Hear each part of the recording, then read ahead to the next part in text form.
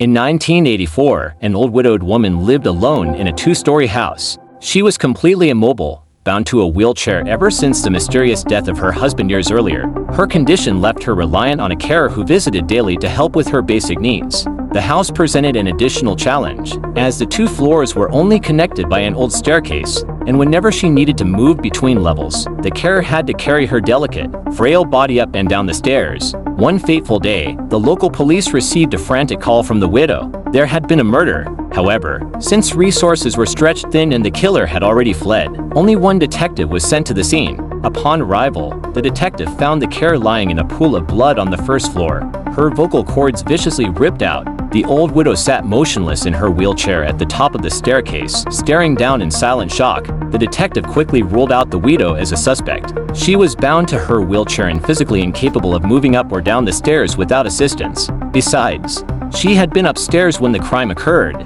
This case immediately reminded him of the death of her husband years prior, who had been found suffocated on the couch downstairs while she remained upstairs, similarly helpless. Following protocol, the detective began his investigation. He donned his gloves, photographed the scene, took swabs for evidence, and covered the body until the coroner could arrive. Once he had finished documenting the crime scene downstairs, he asked the widow if he could inspect the upper floor. Though she claimed no one had been upstairs that day, he insisted, and she reluctantly moved her wheelchair aside to let him pass. At the top of the stairs, the detective encountered a narrow corridor with 3 closed doors. One by one, he opened them. The first was an empty bedroom, nothing. The second, a bathroom again, nothing. His unease grew as he reached the final door, the widow's bedroom. He opened it and saw what appeared to be a normal room, a bed, a wardrobe, and a bedside table with a lamp. But something was wrong, terribly wrong. It wasn't what was in the room that made his heart pound in his chest, but rather what was missing.